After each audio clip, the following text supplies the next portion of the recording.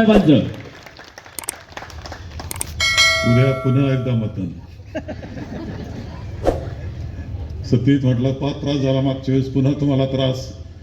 अरे भाग्यवाने, दोनदा मतदान करायची पाळी आली यांना. दोनदा.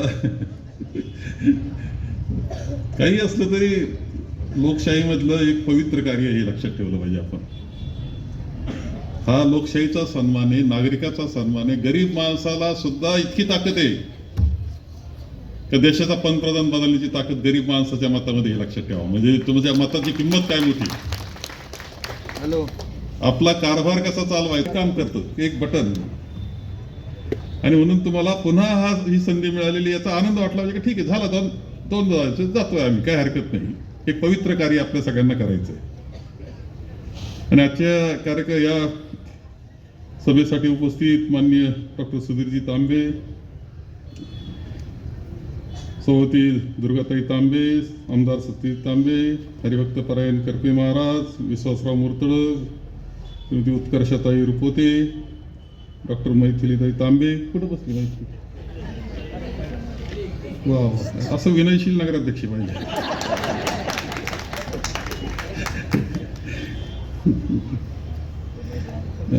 दिलीपराव पुंड, आपले उमेदवार सौदी अर्चनाताई दिघे, इसाक भाई आलेले वाटतं ना? नाही, तिकडे उपस्थित असलेले सगळे आपले विजयी होणारे उमेदवार सगळे आपले, आणि सर्व बंधू आणि भगिनी. उद्या तुम्हाला सगळ्यांना पुन्हा एकदा मतदान करायचे. खरं म्हणजे निवडणूक आयोगाचं मला समजलं नाही. मी बोललो बी, त्यांचे फोन झाले माझे. तुमचं तरी बरं 3 वर्ष लागलंय, काहींचं तर नगराध्यक्षापासून सगळेच कार्यक्रम चालू आहे पुन्हा 20 दिवसात. परंतु आपण सगळ्यांनी उद्या मतदान सगळ्यांनी आपल्या सगळ्यांना करायचं आहे.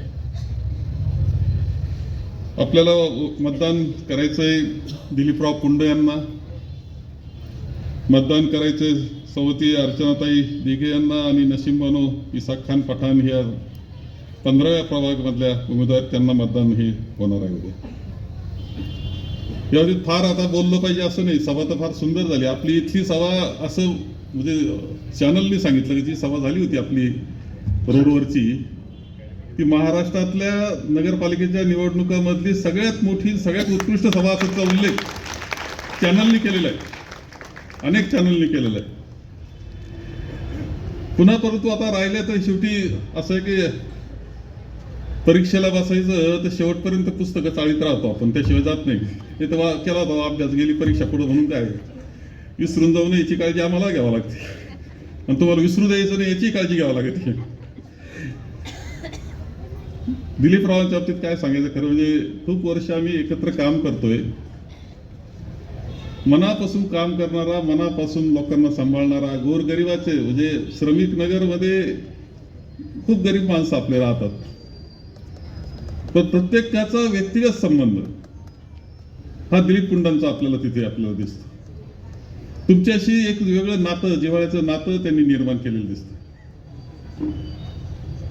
आपण पाहतो की प्रभाग कसा सांभाळावा, आपला विभाग कसा सांभाळावा, मतदार कसे सांभाळावा, हे दिलीप पुंडांकडून शिकलं पाहिजे. मी थोडं शिकलो असतो तर अशी परिस्थिती झाली नसती. बरोबर आहे महाराज?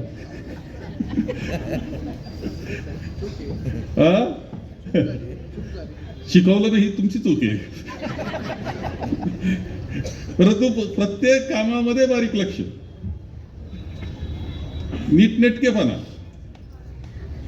कोणती योजना येते आणि ती आपल्या लोकांकरता कशी राबवायची, याचं मी मागे सांगितलं एकदा का प्रशिक्षण घ्यायचं ठरलं आणि राज्याच्या सगळ्या नगरसेवकांचं प्रशिक्षण घ्यायचं ठरलं तर हेडमास्टर दिलीप पुंड यांना करावं लागणार आहे.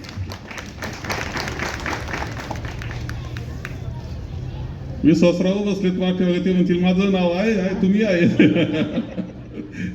पण तो खरं आहे, सांगतो का तुम्ही कसे सांभाळता लोकांना.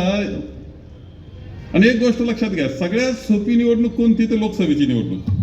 भोंगा वाजवला तरी निवडणूक होते कधी कधी, त्याच्यानंतर बरी आमदारकी, पण सगळ्यात अवघड निवडणूक म्हणजे तुमची निवडणूक आहे, वार्डाची किंवा गावाच्या वार्डातली.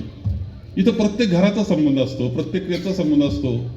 पण असं असताना सुद्धा सगळ्यांची एक जिव्हाळ्याचं नातं ठेवून आपल्याकरता काम करायला लावणं, हे टिकवण्याचं काम हे दिलीपराव पुंड यांनी केलेले आहे. आपल्याला ज्यावेळेस आता दुर्गाताई होत्या, डॉक्टर सुधीरजी तांबे नगराध्यक्ष झाले, तेव्हापासूनची जी वाटचाल सुरू झाली, 30 वर्षे वाटचाल, एक आदर्श नगरपालिका होऊ शकत नाही असं म्हणणाऱ्यांना आम्ही सांगायला लागलो की हो, आम्ही आदर्श नगरपालिका करून दाखवली. संगमनेर ही आदर्श नगरपालिका राहिलेली, एकही आरोप नाही, व्यवस्थित काम. एखाद्यानं नीटनेटका संसार करावा, जिथं कुटुंब प्रमुख असावा, नीटनेटका संसार करावा, सगळ्यांचा सुखी संसार असावा. घर सुद्धा बाहेर आलं तर अंगण कुठेतरी सडा टाकलेला आहे, रांगोळी केलेली आहे, फुलाची एक ज्योत लावलेली आहे. जसं वाटतं ना प्रसन्न, तसं संगमनेर निर्माण करण्याचं काम डॉक्टर सुधीरजी तांबे यांच्या नगराध्यक्ष झाल्यापासून तर दुर्गाताईपर्यंत सगळे नगराध्यक्ष, सगळे उपनगर यांनी केलेलं हे लक्षात ठेवलं पाहिजे. घरात काही असलं तर फार काही असतं, असं काही नाही की घरात किती असलं तरी काही ना काही प्रश्न येत असतात, प्रश्न सोडून चालावं लागतात. पण जिथं असू करता असला तर ते घराचे प्रश्न चांगले असतात, ते सोडवतात. आणि म्हणून ही वाटचाल यशस्वी वाटचाल हे लक्षात ठेवा. अनेक प्रश्न आपले अत्यंत सुंदर पद्धतीने सुटले. पाण्याचा प्रश्नाच्या बाबतीत उल्लेख कायम होत असतो. खरंय की पाण्याचा प्रश्न, फक्त पाण्याचा प्रश्न म्हणजे इथं पाणी नळाला आलं तर तुम्हाला असं वाटेल की बऱ्याच वेळा म्हणतात अरे दूध कुठून आलं, गवळ्यानं दूध दिला. तसं नसतं, म्हणजे नळाला पाणी दिलं असं नाही. धरण बांधावं लागलं, त्याच्याकरता आउटलेट ठेवावं लागलं, पाईपलाईन टाकावं लागली, पुरं जाळं शहरामध्ये निर्माण करावं लागलं, पाण्याच्या टाक्या बांधावं लागल्या, तेव्हा ते पाणी तुमच्यापर्यंत पोहोचलं. हे विसरून चालणार नाही. याच्याकरता कुणीतरी कष्ट केले हे लक्षात ठेवलं पाहिजे. आपण कुणीतरी मेहनत केलेली आहे, काळजी घेतलेली आहे, त्याच्यातून हे घडलंय हे विसरून चालता येत नाही आपल्याला. स्वच्छता किती, तुम्हाला सांगतो, तुम्ही चांगल्या शहरांमध्ये जा, अनेक मोठाले जिल्ह्याचे शहर आहेत, विदर्भात जा, मराठवाड्यात जा किंवा कुठे इतर ठिकाणी जा, घरात जायचं तर उडी मारून जावं लागतं. घरात भूमिगत गटारी अनेक ठिकाणी, अनेक गावांनी नाहीये. आपल्याकडे भूमिगत गटारी व्यवस्थित पद्धतीने झालेले आहे.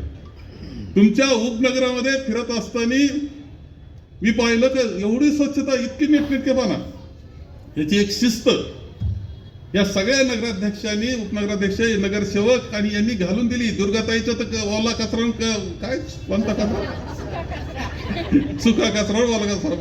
मग अजून आता ती ही इलेक्शन झाल्यापासून ते आवाज कोण यायला लागला का, ठण ठण ठण ठण, तो बंद झाला होता.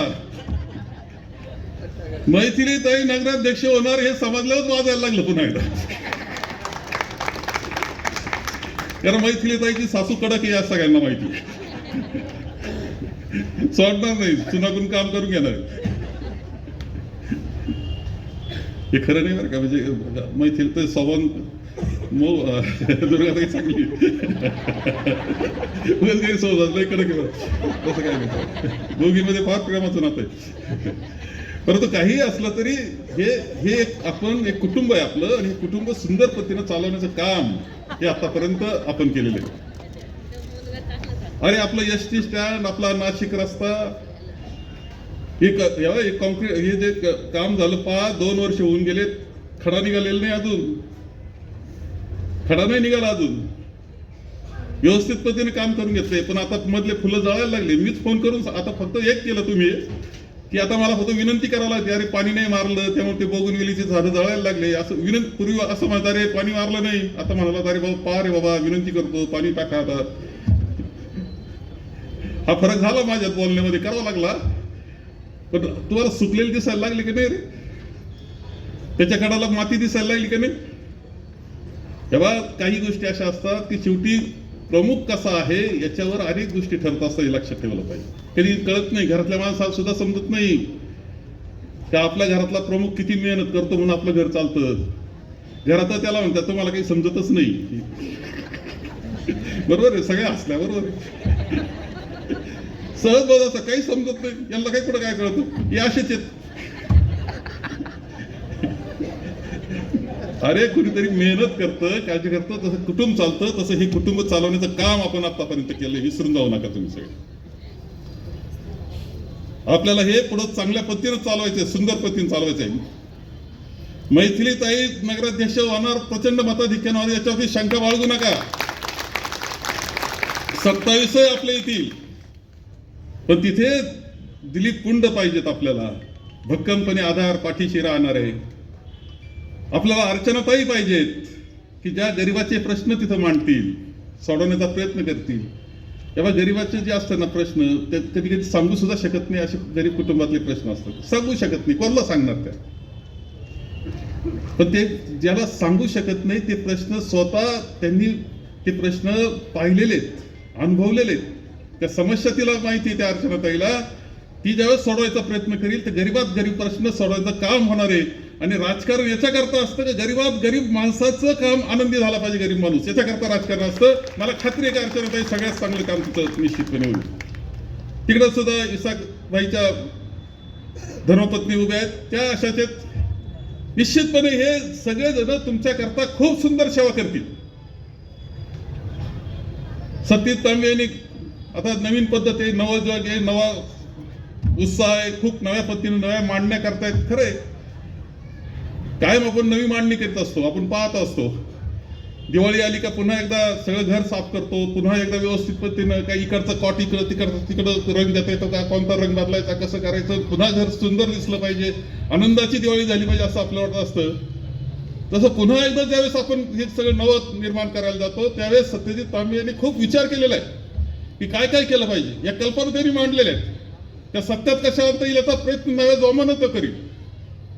पण ताकद देण्याची जबाबदारी जी आहे ना ती तुमची आमची, हे लक्षात ठेवलं पाहिजे. का काम करायचं ना, ताकद आमची राहील तुमच्या पाठीशी. तुम्ही काम करा, आम्ही भक्कमपणे तुमच्या पाठीशी आहे असं तुम्ही म्हटलं पाहिजे. आणि ते मताच्या रूपानं म्हटलं पाहिजे, मताच्या रूपानं म्हटलं पाहिजे, निस्तर असं नाही. तेव्हा अनेक गोष्टी बदललेल्या आपल्याला दिसतात. रेल्वेचं उदाहरण सांगितलं. मी मंत्री होतो तोपर्यंत रेल्वेचं कसं काय व्यवस्थित चाललं. ती जीएमआरटीच ना, ती जीएमआरटी त्यावेळेस नव्हती का. 400 कोटी रुपये वाटले त्यावेळेस त्या रेल्वेवाल्यांना काय माहित नाही का जीएमआरटी सगळं होतं. रेल्वे पळवली कुणी नाही, रेल्वे घालवली कुणी, हा खरा प्रश्न आहे. तुम्ही लक्षात ठेवा. गेली कशी रेल्वे. खूप तेव्हा जितकं विमानतळ तुमचं झालं तुमच्या दृष्टीने महत्वाचं झालं, निळवंड झालं, जसं पाणी आलं तसं दोन्ही बाजूला समृद्धी येणार शहराकरता, ते महत्वाचं. की जसं पिढ्यानपिढ्या होणाऱ्या गोष्टी महत्वाच्या आहे तशी रेल्वे सुद्धा पिढ्यानपिढ्याची गोष्ट आहे. लक्षात ठेवा तुम्ही. पिढ्यानपिढ्या तुमच्या बदलून टाकण्याची ताकद आहे. पुण्याला मुलं जातील येतील याच्यापेक्षाही आणखी काही गोष्टी घडतील. इथं जे काही उत्पादनं आपले मुलं घेतील निर्णायक फॅक्टरीमध्ये, इंडस्ट्रीमध्ये छोट्या मोठ्या, ते कन्याकुमारीला काय, श्रीनगरला काय, कलकत्त्याला काय, त्या रेल्वेमुळे जाणार हे लक्षात ठेवलं पाहिजे आपण. हे विसरून चालता येत नाही. लाईटली आपलं काय नाही, ती काय बागेतली रेल्वे. आता यांच्या डोक्यात याच्यापेक्षा जास्त काय येणार आहे. ज्याच्या कल्पनाच भिकार, ती रेल्वेची कल्पनाच केली नसेल ना, हीच रेल्वे पाहिली ती. पण ही रेल्वे, अरे काय तुम्ही निघून गेलं तुमच्या, आता बोलत नाही तरी लक्षात आलं नाही तुमच्या. खरं तुमचं तुम्ही खरं, माझा एक प्रश्न आहे बरं का तुम्हाला सगळ्यांना. तेव्हा मी काय मला मिळाला कालखंड चांगला, तुमच्या कृपेने मिळाला, आशीर्वाद मिळाला. जितकं चांगलं करतील तेवढं करण्याचा प्रयत्न केला. पुढे जर माझ्याबद्दल वेगळं किंवा वाईट कुणी काही सांगितलं तर मला जरूर सांगा. मी भेटून विचारेल काय चुकलं माझं, महाराष्ट्रामध्ये काय, देशामध्ये काय, कुठं जिथं असेल ते. परंतु तुम्ही संगमनेरचं करायचं काय ठरवलं हे मला विचारायचं तुम्हाला. तुमचा काय म्हणजे काय, तुम्ही पुढं भवितव्य काय ठरवले, काय विचार काय तुमचं, संगमनेर काय कसं न्यायचंय पुढं. म्हणजे कसले डोळे लागले असं विचारावं लागतं कधी कधी. अरे गांजा सापडाव किती कोटीचा, 1,50 लाखाचा गांजा सापडतो. इंजेक्शन सापडतात, 43 लाखाच्या गोळ्या सापडतात. कुठून आले हे, कसे येण्यास सुरुवात झाली, आणि हे कुठं जाणार होतं, कोणाच्या पोटात जाणार होतं, कोणचं आयुष्य उद्ध्वस्त होणार होतं, काही विचार करतो का आपण. कुठं चालवलंय संगमनेर. तेव्हा तुम्हीच काय, आपले विरोधक जरी असले राजकारणात, आता विरोधक असतो, एवढा लोकशाही मान्य आहे आपल्याला, विरोध असतो. त्या विरोधकांनी सुद्धा विचार केला पाहिजे का तालुका कुठं न्यायचा आहे आपल्याला. उद्ध्वस्त करायचे का जीवन कुटुंब. तुमच्या एखाद्या कुटुंबातलं पोरग जर त्या गंजाडी झालं किंवा त्या गोळ्या घ्यायला लागलं, गांजेच्या पलीकडे बरं का गोळ्या इंजेक्शन, आणि ते जर कायम गुंगीत राहायला लागलं, उद्ध्वस्त ते कुटुंबातल्या चेहऱ्यावरचा आनंद जाणार हे लक्षात ठेवा. हे कुठून यायला सुरुवात झाली?